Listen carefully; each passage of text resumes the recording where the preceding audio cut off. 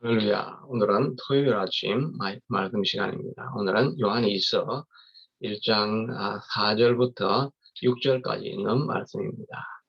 너희 자녀들 중에 우리 아버지께 받은 계명대로 진리를 행하는 자가 내게 보니 심히 기쁘도다. 부녀여, 내가 이제 내게 구하노니 서로 사랑하자. 이는 새 계명같이 내게 쓰는 것이 아니요 처음부터 우리가 가진 것이라. 또 사랑은 이것이니 우리가 그 계명을 따라 행하는 것이요 계명은 이것이니 너희가 처음부터 들은 바와 같이 그 가운데서 행하라 하심이라. 요한일서는 요한 1세의 연장과 같이 비슷한 내용을 담고 있다고 했습니다. 우리가 계명을 지키자는 말을 다시 반복하고 있고요. 그리고 7절 이후에는 거짓 선지자, 예수님께서 친히 몸을 입고 이 땅에 오셨다는 것을 부인하는 것, 육체를 부인함으로 말미암아 육체의 죄를 짓는 것에 대해서도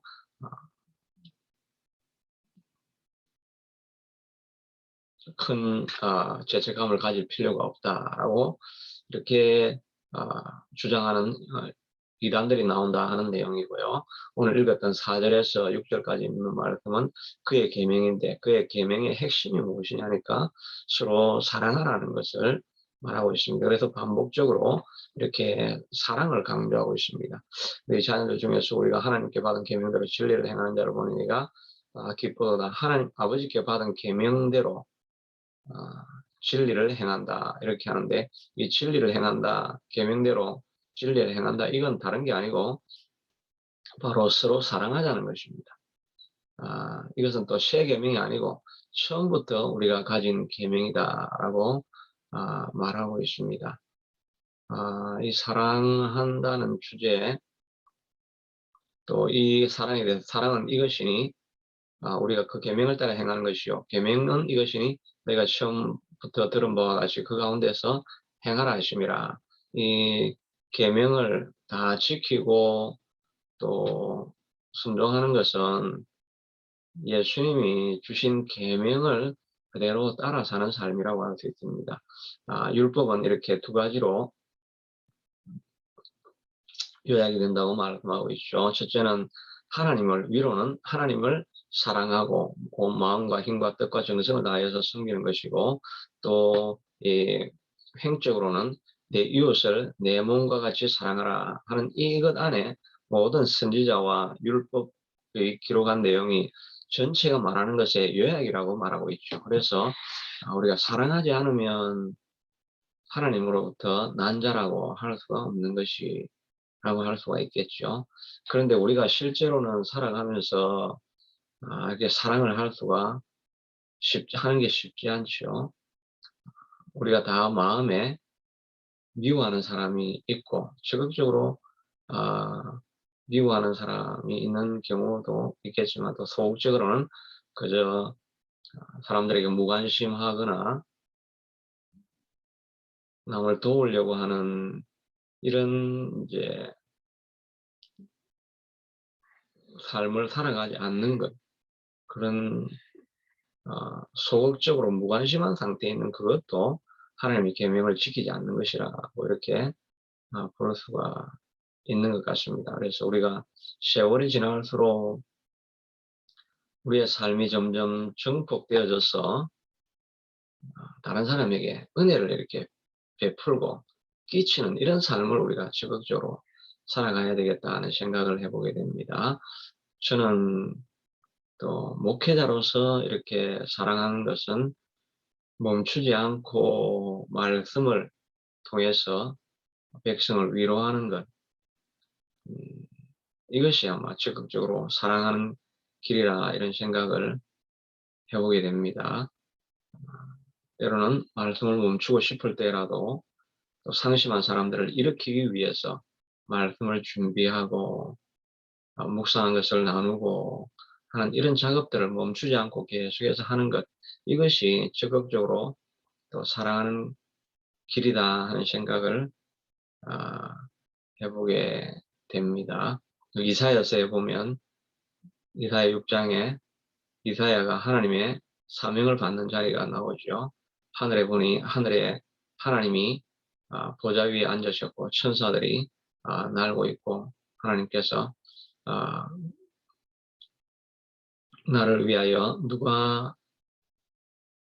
누구를 보낼꼬 이렇게 이야기할 때 이사야가 나를 보내소서 내가 여기 있나이다 라고 이렇게 고백하였던 것처럼 아, 힘들고 상심한 사람들을 볼 때 하나님은 그들을 다 위로하시기를 원하시는 하나님이시죠.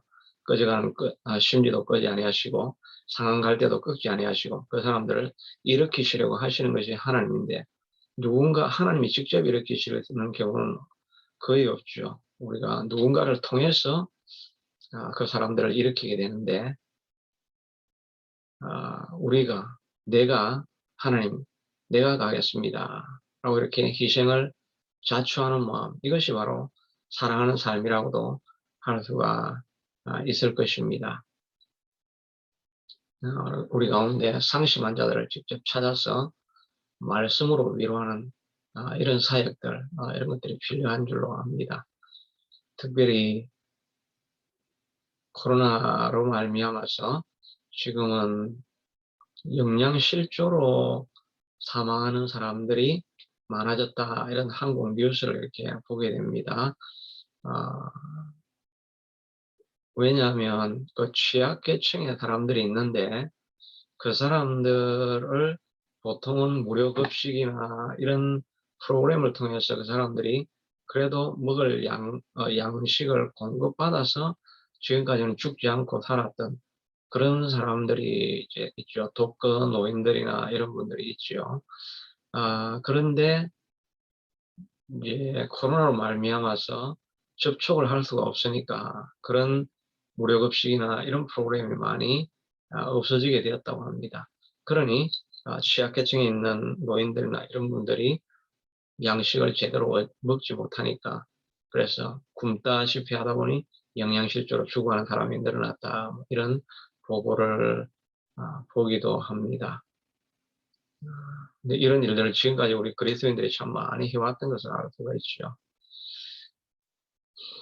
여하튼 우리의 삶 가운데서도 이렇게 취약계층에 있는 사람들, 연약한 사람들을 돌아보는 마음이 있어야 되겠고 또 저도 말씀으로 그들을 세워가는 일들 이런 일을 해야 되겠고 우리 에버링 교회가 이 일을 위해서 계속해서 쓰임받을 수 있게 되기를 원합니다. 저희는 또 컴패션은 그 어린이를 돕는 그런 사역이죠. 그 사역에 우리의 모아진 헌금을 가지고 이제 사용하려고 하는데 저도 조금 이렇게 게으르다 보니까 그 컨택하는 것을 이제 자꾸 딜레이하고 있는데 이런 것들을 통해서 우리가 사랑을 베풀어 주는 것, 이 일이 바로 하나님께서 우리 모두에게 부탁하신 가장 근본적인 계명이다 하는 것을 알고 우리가 어찌하든지 우리 자신들을 돌아보면서 내가 사랑하지 않으면 그리스도인이 아니구나 하는 생각을 가지고 사랑하기 위해서 베풀기 위해서 온 힘을 쓰며 살아가는 오늘 하루 그래야 승리하는 오늘 하루가 되시기를 주의 이름으로 축복합니다.